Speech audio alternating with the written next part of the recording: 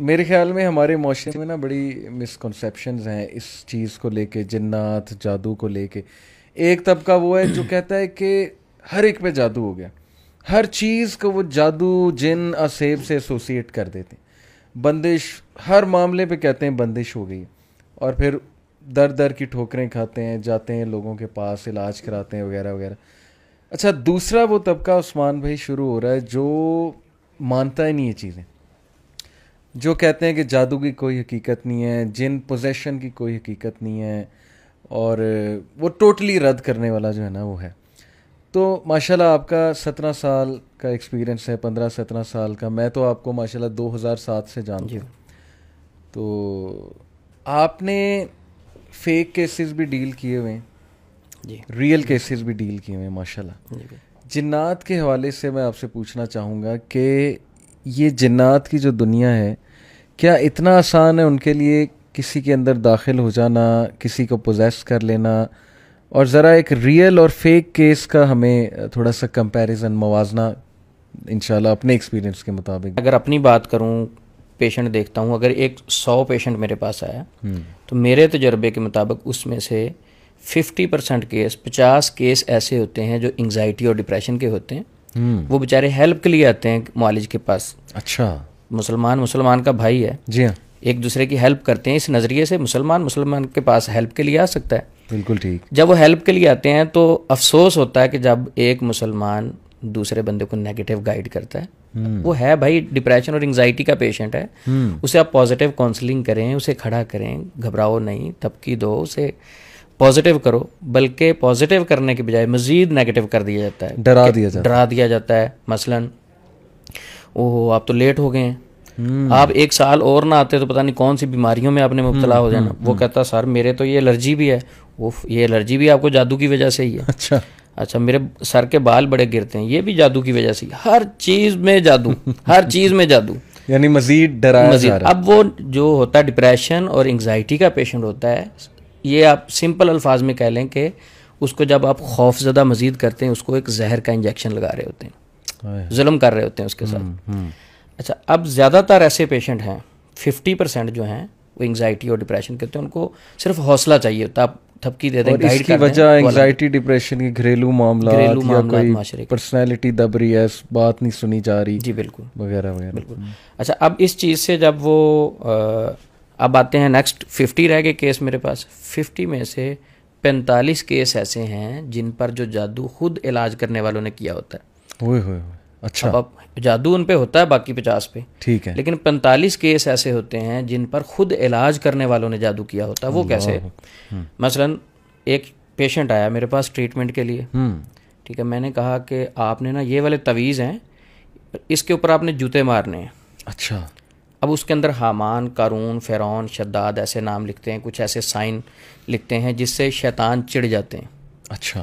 अच्छा, अब वो मज़ीद जब तंग करते हैं तो फिर जाहिर बात है ट्रीटमेंट का रेट ज़रा बढ़ जाता है कि भाई पहले तो आपका काम जो है ना, मेरे दोस्त एक फैसलाबाद में है, तो वो मुझे कहते कि एक साहिब के पास हम गए, हमने कहा हमारा चेक करो क्या मसला है। तो पहले कहते ये सारे काम हमसे करवाए गए, तो आखिर पे उन्होंने कहा कि देखें जिस शख्स ने आप पे जादू करवाया ना, तो उसने 5 लाख रुपया लगाया।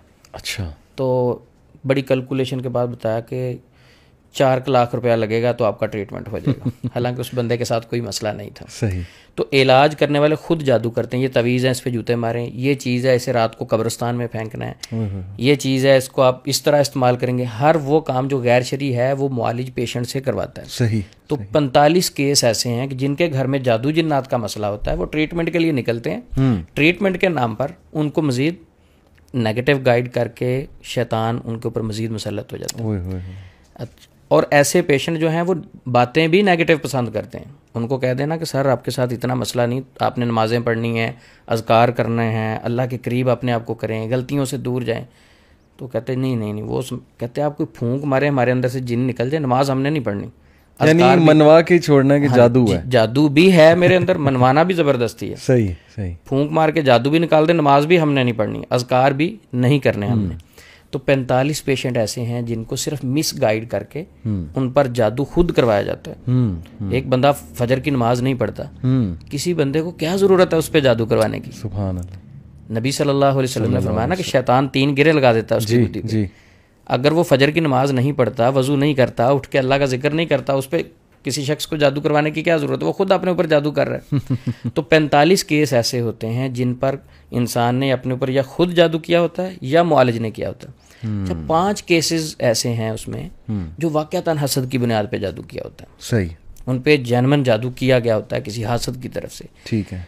लेकिन एक स्टेटमेंट तो हम देते हैं कि देखें जादू नबी पाक सल्लल्लाहु अलैहि वसल्लम पर हुआ, हम मानते हैं, बुखारी शरीफ में हदीस मौजूद है। सही। नेक्स्ट स्टेटमेंट की तरफ नहीं आते कि वही जादू सूरत फलक और नास से ख़त्म हुआ। इस बात पे नहीं आते। इस बात पे आते हैं कि जादू हो जाता है, नबी पाक पे भी देखें हुआ था, सही। अब ये ख़त्म नहीं हो सकता। सही। और अल्लाह के बंदे, नबी पाक का तो ख़त्म हुआ था, बिल्कुल ठीक। और नबी पाक पे जो जादू हुआ था वो पूरी उम्मत के लिए नमूना था, उसवा हसाना था। नबी सल्लल्लाहु अलैहि वसल्लम पर जादू हुआ, ट्रीटमेंट के लिए फलक नास नाजिल हुई, उम्मत को मैसेज था आपके साथ मसला हो फलक नास पड़े, किसी के पास जाने की ज़रूरत नहीं। सही। तो अब उस सवाल की तरफ कि ज़्यादातर पेशेंट ऐसे होते हैं जिनको एंग्जाइटी और डिप्रेशन का मसला होता है, ठीक है। और उसके बाद जो नेक्स्ट है, ज़्यादा पेशेंट वो हैं जिनको मुआलिज जो है गलत गाइड करते हैं, उन पे जादू हो जाता है। फिर 5% वो हैं जो अज़कार करने से जिनके ऊपर से जादू खत्म हो जाता है। आपने कहा कि जादू इतना ही आम है कि हर किसी शख्स पे हो जाता है, इस चीज़ में भी जादू है, उस चीज़ में भी जादू है, ऐसी बात नहीं है। जादू इतना ताकतवर भी नहीं है। जिनकी क्या औकात है अली भाई, पानी पिए हम गिलास, बिस्मिल्लाहिर्रहमानिर्रहीम पढ़ के एक घूंट भरें, सारी कायनात के जिन इकट्ठे हो जाएं, उसमें से एक घूंट नहीं भर सकते। सुभान अल्लाह। खाना खाएं हम, खाना खाते वक्त बिस्मिल्लाहिर्रहमानिर्रहीम पढ़ा। अब मेरा तो ईमान और यकीन ये है कि सारी कायनात के जिन क्या, उनके साथ इब्लीस भी, उनका सरदार भी आ जाए। जी, सबसे पावरफुल जिन इब्लीस है, वो भी नहीं हाथ लगा सकते, वो भी आ जाए। जब हम बिस्मिल्लाह पढ़ के खाना खाएंगे, बिस्मिल्लाह पढ़ के दरवाज़ा कमरे का लॉक कर लेंगे, हमारा बिलीव और यकीन ये है कि अब कोई जिन हमारे घर में नहीं आ सकता, हमारे साथ खाना नहीं खा सकता। सही। तो अली भाई हैरानगी की बात यह है कि एक बंदा अज़कार भी कर रहा है, दुआएं भी पढ़ रहा है, माशाल्लाह वो तहज्जुद भी नहीं छोड़ता, माशाल्लाह माशाल्लाह वो नमाजें भी नहीं छोड़ता, और साथ वो कहता है कि ये जिन्नात मेरी जान नहीं छोड़ते। उस्मान भाई, अज़कार सारे करता हूँ, नमाजें भी सारी पढ़ता हूँ, तिलावत भी करता हूँ। सही। अब उस भाई से क्वेश्चन किया जाए, फिर आपके नज़रिए के मुताबिक तो जिन्नात स्ट्रांग हुए ना? बिल्कुल बिल्कुल।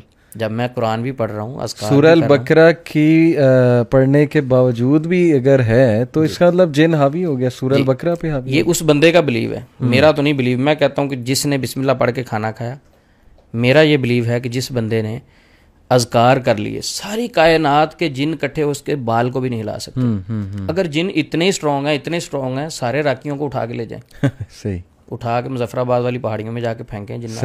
सही। जिन्नात की क्या औकात है? सही। लेकिन अब सवाल है कि लोग ऐसा क्यों करते हैं? लोगों ने अपने जहनों पे जिन्नात को क्यों मुसल्लत कर लिया? तो ये मुआलिजीन ने सारा किया।